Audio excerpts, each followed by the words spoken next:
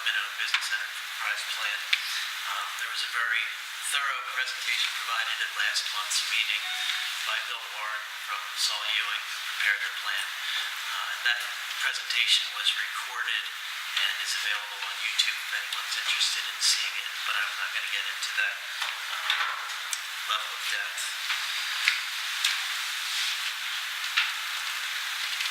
Currently, the board's policy is to follow the funding requirements of Penvest when trying to encourage minority and women-owned business enterprise participation. It hasn't been an extremely successful means of developing high levels of participation. The project that we have underway right now, a $32 million general construction project for the upgrade of our advanced wastewater treatment facility, is yielding, the guys from Governor here so they can tell me exactly, but you weren't supposed to put me on the spot. An extremely uninspiring, it's not much. It's not much. 2%, if that, and it's not a great deal of meaningful work. The authority realizes that we do a substantial amount of work every year, probably greater than $10 million annually, and that's likely going to increase in the years to come with wet weather compliance.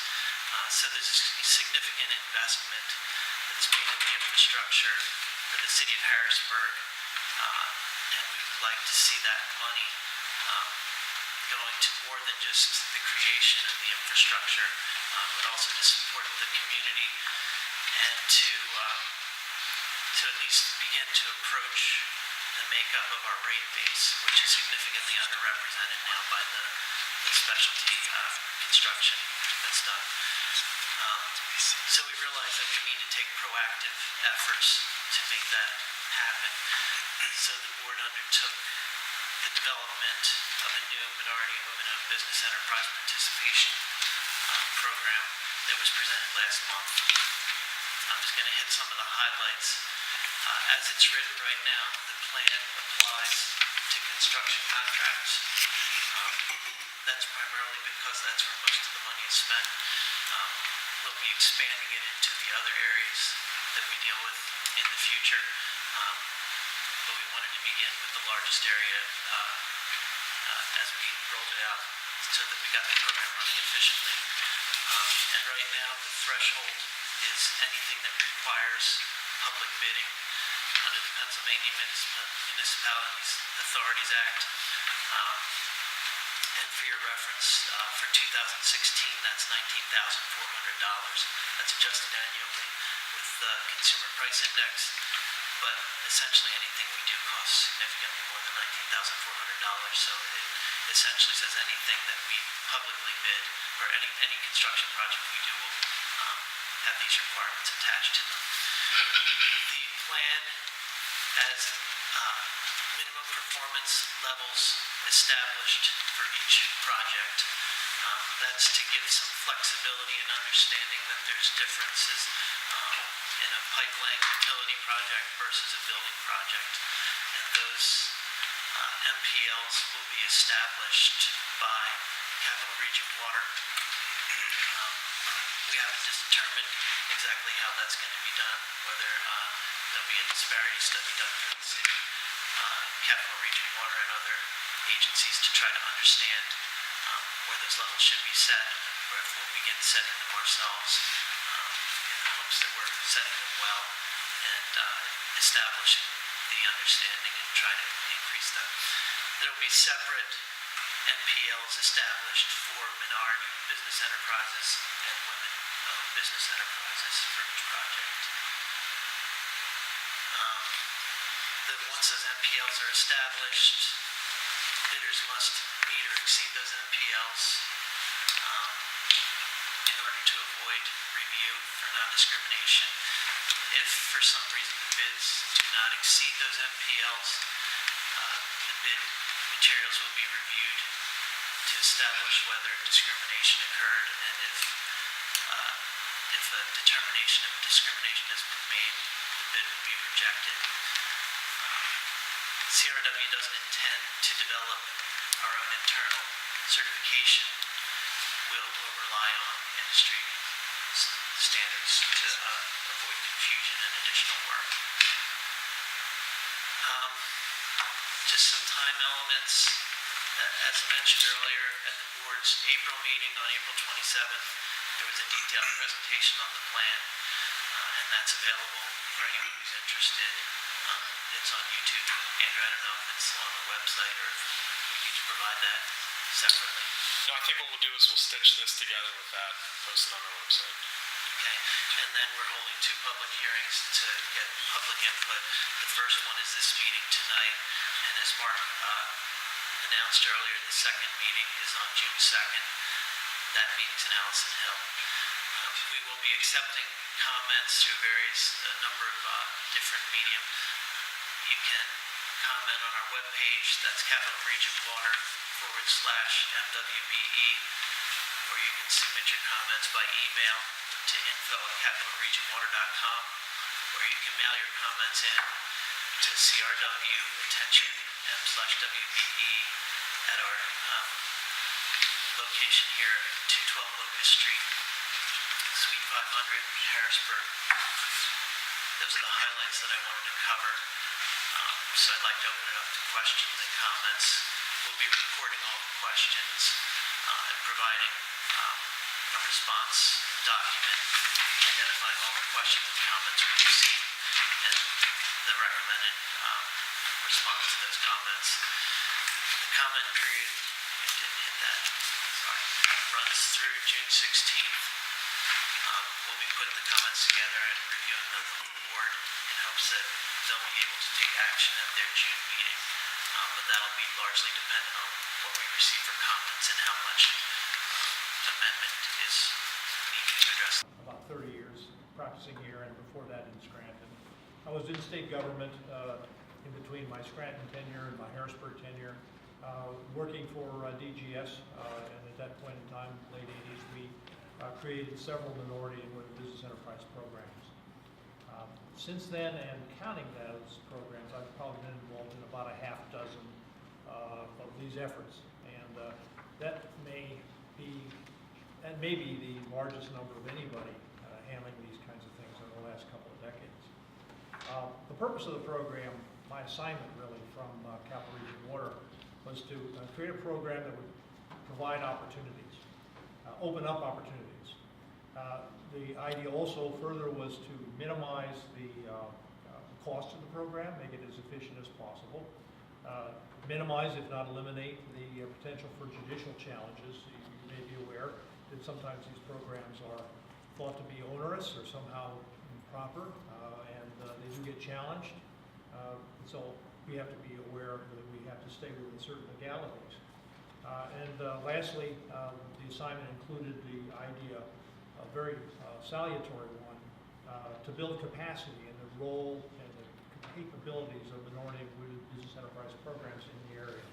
You know, some programs like this are sort of once and done. There's a plug in the pig in the python, more or less, a sort of a huge block of work, and then that work goes away. The great thing here is that CRW is launching this effort in conjunction with what is obviously an ongoing and long-term effort to upgrade and maintain capacity. And that means that it's a steady flow of work, not just something that will happen, dissolve, and then obviously with the potential detriment to the minority and women business enterprises that have benefited from their participation in the program. The programs that we have been involved with use a concept called minimum participation level. It's a concept that is got some fabulous features versus other options. Certainly not the only option, but it does meet, in our view, it meets the assignment that we've been given, as I mentioned earlier, with those characteristics. The first one, obviously, was the DGS program that I mentioned earlier. That DGS program initially was for construction. It is based on a minimum participation level approach, which I'll explain in a few minutes. We also did programs for professional services and non-professional services. And any time that that program was given sufficient administrative support, it did extremely well. Obviously, the inference of what I'm telling you is that sometimes it didn't have sufficiently strong administrative support to work well. I am confident that the board here for Capital Region Water will in fact put the proper level of support and emphasis on it to make the program show you significant results. That has been through sort of a cycle off and on, and I think we're in another one of those cycles where you're going to see the state program come back up, if you will. We also did a program based on minimum participation levels for the old Harrisburg Authority, the predecessor entity, if you will, or this entity with a different name. They had good results for Harrisburg Authority when they did it. So it's not as though we're writing a program that's never been tried. It's not as though we are writing a program that hasn't been tried by this entity. This entity, in fact, tried it and made it a success in a prior administration. We also did this program for the Harrisburg City School District. That was an example of a $200 million program that was done with significant minority and women business enterprise participation. Most recently, we've been working with the Philadelphia Regional Port Authority, which is a state agency, to create and implement a program that's also based on a minimum participation level concept. I can tell you from our research in preparing this program for submission to Capital Region Water that we discovered to our great pleasure that the Pennsylvania Housing Finance Agency runs a very successful statewide program, again based on minimum participation level concepts. So I'm confident that we're going to get, if the program is adopted, real results, results that will build capacity in the minority and women business enterprise communities, and will also not be characteristic of something that is called pass-throughs, that is generally viewed as an undesirable occurrence in the course of administration of these things. I think we can do it without pass-throughs, but building capacity and getting real results. Okay, well, what are the key elements of the program? Initially, we'll focus on construction. That was the case in the state in the late 80s. It's the one where it's the quickest and most substantial. It's where Capital Region Water spends most of its money, so why not start there? The programs will be different if it's expanded to things such as professional services or services generally, commodities and equipment. Those programs are run a different way. They can't be run in exactly the same way at all. You need a different kind of approach. So we'll start with construction. We'll start with two categories, minority and women business enterprises. We'll look for certification processes that somebody is already doing. This is part of the economy that I think this program has. We'll look to what's called the Unified Certification Program that involves PennDOT. There is also a National Minority Supplier Development Council. There's a Women Business Enterprise National Council. The board will review carefully if you will, the qualifications of each of these certification programs to do accurate and appropriate certifications. They have the ability to expand or even reduce the number of certifications, certifying entities rather that are accepted. This is a big savings because when DGS in the late 80s ran its own certification program, that was there were no other certification programs of any consequence, and that was a tremendous administrative burden. So we save ourselves a lot of time if we're not reinventing the wheel. Here's the key concept. Minimum participation levels are set for minority businesses and for women business enterprises. You know, at levels at which the Capital Region Water can be confident that the prime contractors are not discriminating. That's the key. That's the concept. That, you know, in effect, if you have the capacity, if you fully engage, let's say, WBEs, and you could get conceivably 10% participation, if all of the WBEs that were conceivably pertinent to a particular project were engaged, you obviously wouldn't set the minimum participation levels at that level. You'd set it somewhere lower, but you'd certainly set it more than 1 or 2%. The purpose of setting a minimum participation level is to avoid having to screen all the contractors. After all, if somebody shows decent participation, decent levels of participation by minority businesses or women business enterprises, then you can be confident that discrimination has not occurred. It's not a guarantee that there is a discrimination, and sometimes people will depart from the true intent of the program and actually discriminate.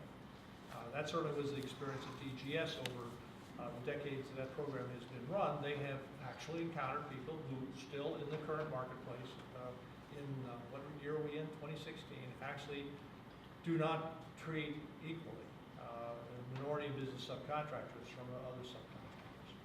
So to many of the contractors, this might look like a goal, but in the litigation that sustained this type of program, and there's been two cases, both decided by Judge Rambo in the Middle District, it's not a goal program.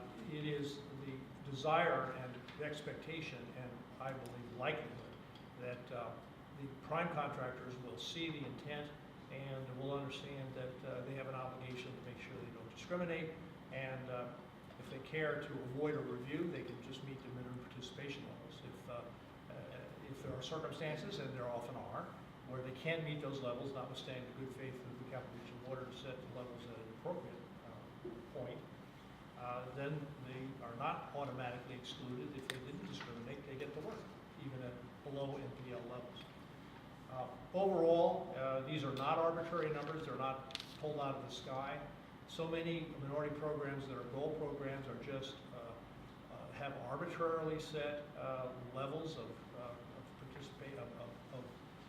contracting. It doesn't make any sense, in my view, to have a one-size-fits-all kind of goal, because so many of the projects will have different characteristics, different scopes of work, and there will be different availabilities of potential WBEs and MBEs in the marketplace. What we want is to see reasonable percentage for participation, and the kind of thing, I think I've already alluded to this, but the kinds of circumstances and, if you will, criteria that you would want to engage and employ to set minimum participation levels, you'd look at several things. First off, you'd look at the categories of work. Is the work that is being contracted for actually found in the minority and women business enterprise community? The community as it exists now, and the community that it can exist, with the kind of encouragement that this program does. So you look at categories of work and availability of MBEs and WBEs in those categories. And you also, frankly, look to the potential that this will create enterprises that either are already working in this arena or want to enter into this arena. New entrants to the marketplace would be a very robust kind of way of thinking about things and doing things. The advantage that Capital Region Water has in fashioning minimum participation levels for the programs is that unlike a lot of entities, your work, if I can direct this to the board, your work falls into certain categories. So you see this category of work. Well, if you see this category of work repeatedly, you can gain some experience in setting minimum participation levels because you know how the market has responded. And if you find that there's tremendous resources there, you can set the NPLs higher, or you can set them lower when you find that they're not as robust as you would like. And I think that's a tremendous advantage as opposed to being the kind of entity that awards contracts that are always in a different kind of category with all kinds of different scopes. A little bit about the mechanics without getting too far down in the weeds. Obviously, this is a kind of situation where you rely extensively on the initial bid submissions from the prime contractors. So the prime contractors come in, they say, here's what we have by way of participation for MBEs and for WBEs. They submit forms with their bids. They are reviewed. Obviously, if they don't submit the forms, they're not responsive. If they do submit the forms and they show a level of minimum participation that it meets or exceeds the level set, they don't have to be reviewed for discrimination under the program. And if they're low and responsible otherwise, they can be awarded the contract. If they do not meet the minimum participation levels, then they have to be reviewed to see if they discriminated or treated in a disparate manner the subcontractors and minority and women business enterprises that are out there. It's a review for responsibility, it's an obligation that Capital Region Water and every other public entity in Pennsylvania already has. They have to review, or should be reviewing, contractors for responsibility generally, and responsibility includes, the concept of responsibility certainly includes, non-discrimination in their treatment of potential entities and potential subcontractors. The DGS program, I can tell you, did disqualify people because they found disparate treatments of various kinds. Once the awards have been made, at or below or above minimum participation levels, as the case may be, the letter goes out from Capital Region Water to the prime contractor, explains the obligations, and the prime contractor is obligated to write to its subs that it made these commitments to, with a copy to the authority. And that plus the reporting that goes on through the course of the job is the documentation that the Capital Region Water needs to see that these commitments are actually honored. That's a problem. Sometimes they're not, and sometimes there's reasons for that that are appropriate, sometimes there's reasons that are not appropriate. Also envisioned in the program is a reporting function by Capital Region Water itself. We want to be able, the board wants to be able, I believe, or should want to, and will, want to show the progress that's being made. I wouldn't expect, I'd be, it's a challenge to do this. It's a challenge in an area where I don't think minority women business enterprises have been given the opportunities that they deserve, just a personal opinion. So we're starting from a lower point than we should be in this process, and I would expect the effort to show results that build over time. So with that, I believe that the wish of the board is to entertain questions. I'm happy to answer the best of my